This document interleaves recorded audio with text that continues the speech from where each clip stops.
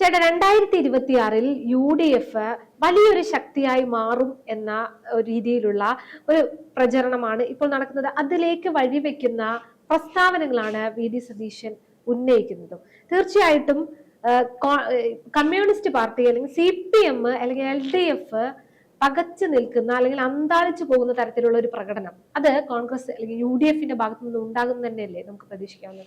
UDF സംബന്ധിച്ച് പുതുവർഷം വലിയ സന്തോഷം നൽകുന്ന ഒന്നാണ്. ഈ പറയുന്ന കഴിഞ്ഞ ഡിസംബർ പകുതിയോടുകൂടിയാണ് തദ്ദേശ തെരഞ്ഞെടുപ്പിന്റെ ഫലം വന്നത്. മികച്ച വിജയമാണ് UDF ഉണ്ടായത്. ആ ആത്മവിശ്വാസത്തിലാണ് അവര് 26 കടക്കുന്നത്. ഇപ്പോൾ നിയമസഭാ തെരഞ്ഞെടുപ്പ് വരികയാണ്. അതിനുള്ള മുന്നൊരുക്കങ്ങളെല്ലാം തന്നെ UDF ആരംഭിച്ച് കഴിഞ്ഞിട്ടുണ്ട് എന്നാണ് നമുക്ക് ഈ പ്രതിപക്ഷ നേതാവിന്റെ വാക്കുകളിൽ നിന്നും കാണാൻ കഴിയുന്നത്. ഇന്നലെ പുതുവത്സര ദിനത്തില് വി ഡി സതീശൻ ഒരു മാധ്യമത്തിന് കൊടുത്ത അഭിമുഖം ഞാൻ കാണുകയായിരുന്നു.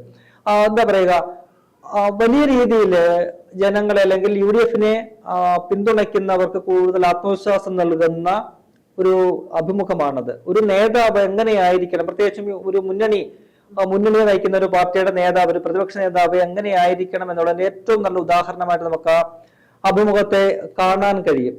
സാധാരണ കോൺഗ്രസിനെ സംബന്ധിച്ച് നയിക്കുന്ന ആൾക്ക് പോലും വലിയ മോഹങ്ങളോ ഒക്കെ ഉണ്ടാകും. അത് പലപ്പോഴും ഇങ്ങനെ തുറന്നു പറയുകയും നമ്മൾ മുൻകാലങ്ങളിലും കണ്ടിട്ടുണ്ട്. ആ തെരഞ്ഞെടുപ്പ് സമയമാകുമ്പോൾ വലിയ വിവാദങ്ങളാവുകയും അല്ലെങ്കിൽ തർക്കങ്ങളിലേക്കൊക്കെ പോവുകയും ചെയ്യുന്ന കാഴ്ച നമ്മൾ കണ്ടിട്ടുണ്ട്. പക്ഷെ അതിൽ നിന്നൊക്കെ വളരെ വിഭിന്നമായിട്ട് സ്ഥാനമാനങ്ങൾക്കപ്പുറം ഒരു പാർട്ടിയെ മുന്നണിയെ മുന്നിൽ നിന്ന് നയിക്കും എന്ന് പറയുന്ന ഒരു നേതാവ്, അത് സത്യം പറഞ്ഞാൽ കോൺഗ്രസിന് UDF സംബന്ധിച്ച് ഒരു പരിചിതമല്ലാത്ത ഒരു കാര്യമാണ്.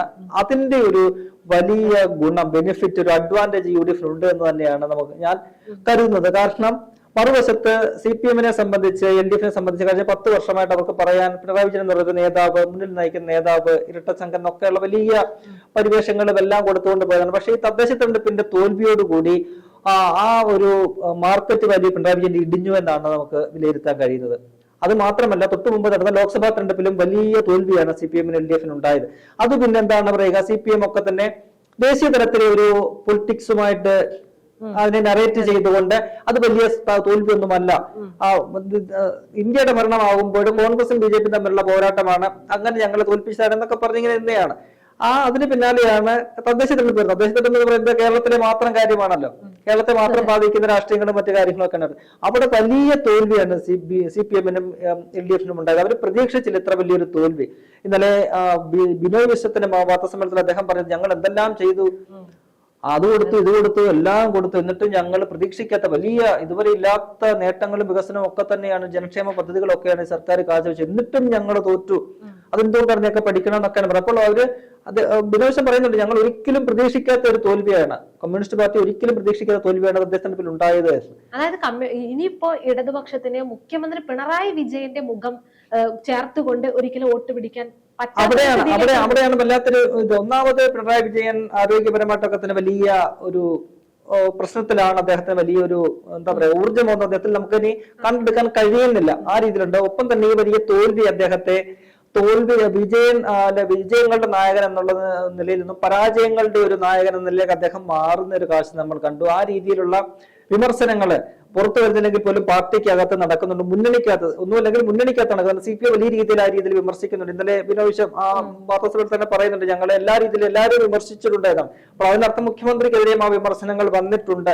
അദ്ദേഹത്തിന്റെ ശൈലി മാറ്റണം എന്നൊക്കെ ചോദിക്കുമ്പോൾ, അല്ലെങ്കിൽ മുഖ്യമന്ത്രിയിൽ തൃപ്തനാണോ, മുഖ്യമന്ത്രിയുടെ ഈ പ്രവർത്തനങ്ങളിൽ തൃപ്തനാണോ ചോദിക്കുമ്പോൾ, അങ്ങനെ വ്യക്തിപരമായിട്ടുള്ള കാര്യങ്ങൾ അദ്ദേഹം പറയുന്നില്ലെങ്കിൽ പോലും എല്ലാം അദ്ദേഹത്തിന്റെ വാക്കുകളിലുണ്ട്. അതായത് CPIയുടെ അവലോകനത്തിലൊക്കെ തന്നെ വലിയ രീതിയിലുള്ള വിമർശനം ഈ സർക്കാരിനെതിരെയുണ്ട്. സർക്കാരിനെതിരായിട്ടുള്ള ഒരു തരംഗം അത് ഈ തെരഞ്ഞെടുപ്പിൽ ബാധിച്ചിട്ടുണ്ടെന്ന് CPI നല്ല രീതിയിൽ വിശ്വസിക്കുന്നു. ഒപ്പം തന്നെ ശബരിമല സ്വർണ്ണക്കൊള്ള ബാധിച്ചിട്ടുണ്ട് എന്ന് വിശ്വസിക്കുന്നുണ്ട്.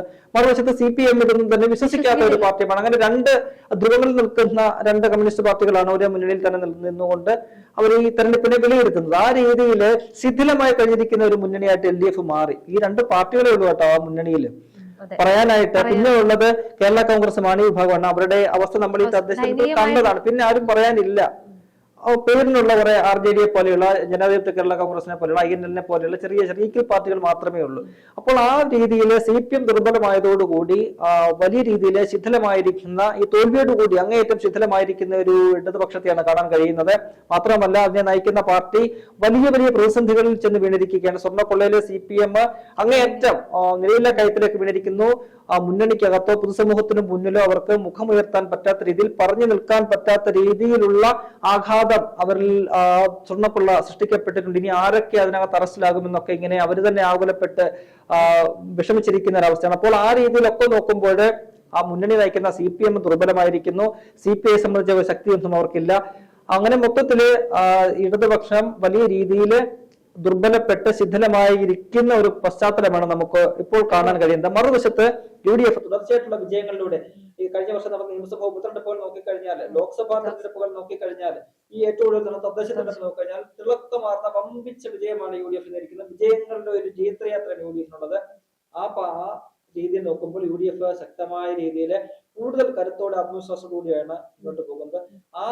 അവിടെയാണ് നമ്മൾ VD സതീശൻ ഇന്നലത്തെ ഈ അഭിമുഖവും അദ്ദേഹത്തിന്റെ അതിനകത്തെ പ്രതികരണങ്ങൾ നമ്മൾ ചേർത്ത് വായിക്കണം. അദ്ദേഹം പറയുന്നത് എന്താ പറയുക, ഒറ്റക്കെട്ടായിട്ട് നയിക്കും, ഞങ്ങൾ ടീം UDF ആയിട്ട് മുന്നോട്ട് പോകും, ഒരു തരത്തിലുള്ള പ്രശ്നങ്ങളും ഉണ്ടാകില്ല. അപ്പൊ തന്നെ ഈ യുവാക്കള്, വനിതകൾ ഉൾപ്പെടെയുള്ളവർക്ക് കൂടുതൽ പരിഗണന ഞങ്ങൾ ഈ തെരഞ്ഞെടുപ്പിൽ കൊടുക്കും. തലമുതിർന്ന നേതാക്കളെ പൂർണ്ണമായി അവഗണിക്കുമെന്നല്ല, പക്ഷേ എങ്കിൽ പോലും ഒരു ഭാഗത്തിന് മാറുന്നത് സ്വാഭാവികമാണത് അല്ലെ. അക്കാലത്തിന്റെ മാറ്റത്തിന് എല്ലാവരും വിധേയമാകും. അപ്പോൾ ഒരുപാട് കാലങ്ങൾ തെരഞ്ഞെടുപ്പിൽ മത്സരിച്ച് ജയിച്ച് വർഷങ്ങളായിട്ട് ഇരിക്കുന്നവരൊക്കെ തന്നെ ഉണ്ട്. അവർക്കൊക്കെ തന്നെ ഒഴിഞ്ഞു പോകേണ്ടി വരും, പുതിയ ആൾക്കാർ വരും. അദ്ദേഹം പറയുന്നുണ്ട് 2-3 ലെയർ നേതാക്കന്മാരെ ഞങ്ങൾ ഇഷ്ടംപോലെ. അപ്പൊ അവര് ഞങ്ങളെ മറികടന്ന് മുന്നോട്ട് പോകും. അപ്പൊ ഞങ്ങൾ അത് നോക്കി ചിരിക്കുക, സന്തോഷിക്കുകയാണ് വേണ്ടത്. ഞാനും ഒരു 10 വർഷം കഴിഞ്ഞാൽ ഈ റിട്ടയർമെന്റിനെ കുറിച്ച് ആലോചിക്കുമെന്നാണ്. അവിടെയാണ് അങ്ങനെ പറയുന്ന ഏതെങ്കിലും കോൺഗ്രസ് നേതാക്കള് നമുക്ക് അങ്ങനെ പരിചയമല്ല. അപ്പോൾ അത്തരത്തിൽ മനസ്സുള്ള ഒരു നേതാവ് മുന്നണി നയിക്കുമ്പോൾ, പാർട്ടി നയിക്കുമ്പോൾ അതിന്റെ ഗുണമുണ്ട്. നേരത്തെ തന്നെ VD സതീശൻ പറഞ്ഞിട്ടുണ്ട്, ജനുവരി പകുതിയോടുകൂടി സീറ്റ് വിഭജനം പൂർത്തിയാക്കും. അത് കഴിഞ്ഞാൽ അതാത് പാർട്ടികൾ സ്ഥാനാർത്ഥി നിർണയത്തിലേക്ക് കടക്കും. കോൺഗ്രസ് ഏതാണ്ട് അനൗദ്യോഗിക ചർച്ചകൾ ഇതിനകം തുടങ്ങി കഴിഞ്ഞിട്ടുണ്ടോ സ്ഥാനാർത്ഥിനെ സംബന്ധിച്ച്. അതാണ് VD സതീശൻ പറയുന്നത്. യുവാക്കൾക്കും വനിതകൾക്കും എല്ലാം തന്നെ പരിഗണന കൊടുക്കുമെന്ന് പറയുന്നത്. ഒരു 50 സീറ്റുകളിലെങ്കിലും ഇതിനോടകം തന്നെ ഏകദേശം ഒരു ധാരണ. നിലവിലുള്ള MLA-മാരിൽ എല്ലാവർക്കും സീറ്റ് കിട്ടാനാണ്. രാഹുൽ മങ്കൂട്ടത്തിൽ ഒഴിച്ചു നിർത്തിയാൽ ബാക്കി കോൺഗ്രസിന്റെ എല്ലാവർക്കും സീറ്റ് കിട്ടാനാണ് സാധ്യത. ഒഴിവാക്കാൻ സാധ്യത വളരെ കുറവാണ്. അത് കഴിഞ്ഞ് ബാക്കിയുള്ള ഒരു 10-30 ആളുകളെങ്കിലും നിലവിൽ ഒരു ഏകദേശ ധാരണയിലേക്ക് എത്തിയിട്ടുണ്ട്. അത് കഴിഞ്ഞാൽ ബാക്കിയുള്ള 10-50 ഒരു 100 സീറ്റിനടുത്ത് കോൺഗ്രസ് മത്സരിക്കാനാണ് സാധ്യത. അപ്പോൾ ബാക്കിയുള്ള സ്ഥാനാർത്ഥികളെ കണ്ടെത്തേണ്ട ഒരു സാഹചര്യമുണ്ട്. അത് ജയസാധ്യത മാത്രമായിരിക്കും മാനദണ്ഡം. അതിനകത്ത് പല സാമൂഹ്യ രംഗത്തുള്ളവർ കാണും, ചിലപ്പോൾ സെലിബ്രിറ്റികളായിട്ടുള്ളവര്, കോൺഗ്രസുമായിട്ട് ചേർന്ന സെലിബ്രിറ്റികളായിട്ടുള്ളവർ കാണും. അത്തരത്തിൽ വിജയസാധ്യതയുള്ള പലരെയും സർപ്രൈസ് കാൻഡിഡേറ്റുകൾ പലരും വരാനുള്ള സാധ്യത നമുക്ക് തള്ളിക്കളയാൻ പറ്റത്തില്ല. എന്തായാലും കോൺഗ്രസിനെ സംബന്ധിച്ച് അവര് തെരഞ്ഞെടുപ്പിന് മുന്നൊരുക്കങ്ങൾ തുടങ്ങി എന്ന് നമുക്ക് പറയാൻ കഴിയും. 4-ാം തീയതി 5-ാം തീയതി വയനാട് ബത്തേരിയില് ഒരു ചിന്തൻ ശിബിർ പോലെ ഒരു ഉന്നത യോഗം നടക്കുന്നുണ്ട്. അതിനകത്ത് ഇതിന്റെ തന്ത്രങ്ങൾ, കൂടുതൽ ശക്തമായ തന്ത്രങ്ങൾ, അതിനൊരു രൂപരേഖ കൊടുക്കുക, അന്തിമ രൂപം തയ്യാറാക്കുക എന്നാണ് ഉദ്ദേശിക്കുന്നത്. അത് കഴിഞ്ഞാൽ പിന്നീട് ഈ പറയുന്ന സീറ്റുകളുടെ ചർച്ചകള് സ്ഥാനാർത്ഥിത്വത്തിലൊക്കെ തന്നെ കടക്കുകയാണ്. ഫെബ്രുവരിയില് UDF-നെ VD സതീശൻ തന്നെ നയിക്കുന്ന ഒരു ജാഥ തുടങ്ങുകയാണ്. മാത്രവുമല്ല കോൺഗ്രസിന്റെ ഒരു എന്താ പറയുക, ഒരു മാനിഫെസ്റ്റോ തന്നെ പറയാവുന്ന രീതിയിൽ അത് പൊതുസമൂഹത്തിന് മുന്നിൽ വെച്ചുകൊണ്ട് അതിന്മേലുള്ള ചർച്ചകളും ഒക്കെ ആയിട്ട് ആണ് ഈ ജാഥ നടക്കുന്നത്. അല്ലാതെ വെറുതെ ഒരു രാഷ്ട്രീയ, സാധാരണ നമ്മൾ തെരഞ്ഞെടുപ്പിന് മുൻപ് കാണുന്ന ഒരു രാഷ്ട്രീയ ജാഥയല്ല, മറിച്ച് ഒരു ഞങ്ങൾ എന്താണ് ചെയ്യാൻ പോകുന്നത്. ഇത്രയും 10 വർഷം ഈ പറയുന്ന LDF സർക്കാരിനെ എതിർത്തു ഒരു പ്രതിപക്ഷം എന്നുള്ള നിലയിൽ. അങ്ങനെ എതിർക്കുന്ന പ്രതിപക്ഷത്തിന് എന്താണ് നിങ്ങൾ ഭരണത്തിൽ വന്നാൽ ചെയ്യാൻ പോകുന്നത്, നിങ്ങൾക്ക് ബദൽ എന്താണ് നിങ്ങൾക്കുള്ളത്, നിങ്ങളുടെ ബദൽ കേരളം എന്താണ്, അത് പൊതുസമൂഹത്തിന് മുന്നിൽ വെച്ചുകൊണ്ട് ജനങ്ങളുടെ വോട്ട് പിടിക്കുക എന്നതാണ് UDF ലക്ഷ്യമിടുന്നത്. അതിനുള്ള എല്ലാവരും പണികൾ കഴിഞ്ഞിട്ടുണ്ട്. പണിപ്പുരയിലായിരുന്നു ആ രീതിയിൽ ഒരു റിപ്പോർട്ട് സമൂഹത്തിന് മുന്നിൽ വെക്കുക, കേരളത്തിന് മുന്നിൽ വെച്ചുകൊണ്ട് അതിനെ ചർച്ച നടത്തുക, അങ്ങനെ വോട്ട് തേടുക എന്താണ് UDF കോൺഗ്രസ് ഉദ്ദേശിക്കുന്നത്. അപ്പോൾ ആ രീതിയിൽ ബഹുദൂരം UDF കോൺഗ്രസും മുന്നേറി കഴിഞ്ഞിട്ടുണ്ട്. അവിടെ ഈ പറയുന്ന CPM-നെ ഓടിയെത്താൻ പറ്റാത്ത ഒരു സാഹചര്യമാണ് നിലവിലുള്ളത്. ഈ പ്രതിസന്ധികളെയൊക്കെ തന്നെ അതിജീവിച്ചിട്ടുണ്ട്. ഇപ്പോൾ കൂടുതൽ പ്രതിസന്ധികൾ അവരെ ഈ സ്വർണ്ണക്കൊള്ളയിൽ ഉൾപ്പെടെ അവർക്ക് വരാനിരിക്കുന്നതേ ഉള്ളൂ. അപ്പോൾ അതിനെ എങ്ങനെ മറികടന്നുകൊണ്ട് അവർക്ക് ഫൈനൽ ലാപ്പിലേക്ക് ഓടിയെത്താൻ UDF-നും ശക്തമായിട്ടൊരു യുവത്വത്തിന്റെ ഊർജ്ജ പ്രസരിപ്പോട് കൂടി മുന്നോട്ട് പോകുന്ന UDF-നൊപ്പം ഓടിയെത്താൻ LDF-ന് CPM-ന് എത്രത്തോളം പറ്റുമെന്ന വലിയൊരു ചോദ്യം പൊതുസമൂഹത്തിന് മുന്നിൽ. അത് രാഷ്ട്രീയക്കാരെല്ലാം ഇങ്ങനെ കണ്ടുകൊണ്ടിരിക്കുകയാണ്. CPM ദുർബലമാകുന്നു, CPM ദുർബലപ്പെട്ട് ഇങ്ങനെ നിൽക്കുന്നത് കണ്ടിരിക്കുകയാണ്. അത് CPI-യുടെ തന്നെ, നമ്മുടെ സഖ്യകക്ഷി CPI-യുടെ തന്നെ വാക്കുകളിൽ നമുക്ക് വായിച്ചെടുക്കാൻ കഴിയുന്നതേ ഉള്ളൂ. വലിയ വലിയ വിവാദങ്ങള്, പ്രശ്നങ്ങളൊക്കെ തന്നെ അവരെ ഇങ്ങനെ ബാധിച്ചുകൊണ്ടിരിക്കുകയാണ്. അവിടെയാണ് കോൺഗ്രസ്, UDF എന്താ പറയുക, ഒരു 2 മുഴ 3 മുഴ മുന്നേ ഒക്കെ തന്നെ ഇപ്പോൾ സ്ഥാനാർത്ഥികളും ഒക്കെ തന്നെ നേരത്തെ നടത്തി കഴിഞ്ഞാൽ അതിന്റെ ഒരു അഡ്വാൻറ്റേജ് കൂടി കോൺഗ്രസിന് ഉണ്ടാകും. തദ്ദേശ തെരഞ്ഞെടുപ്പിൽ അതിന്റെ കണ്ടതാണ്. യുവാക്കൾക്ക് സീറ്റ് കൊടുത്തതിന്റെ, നേരത്തെ സ്ഥാനാർത്ഥി നിർണ്ണയം നടത്തിയതിന്റെ, സ്ഥാനാർത്ഥികളെ പ്രഖ്യാപിച്ചതിന്റെ ഒക്കെ തന്നെ നേട്ടമാണ് UDF-ന് തദ്ദേശ തെരഞ്ഞെടുപ്പിൽ ഉണ്ടായത്. അപ്പോൾ അത് നിയമസഭയിലേക്ക് ആ ഒരു തന്ത്രം നിയമസഭയിലൂടെ പരീക്ഷിച്ച് അതിന്റെ ഒരു നേട്ടം ഉണ്ടാക്കുക എന്താണ് ലക്ഷ്യമിടുന്നത്. അപ്പോൾ അവര് UDF ഒരുങ്ങിക്കഴിഞ്ഞിട്ടുണ്ട്.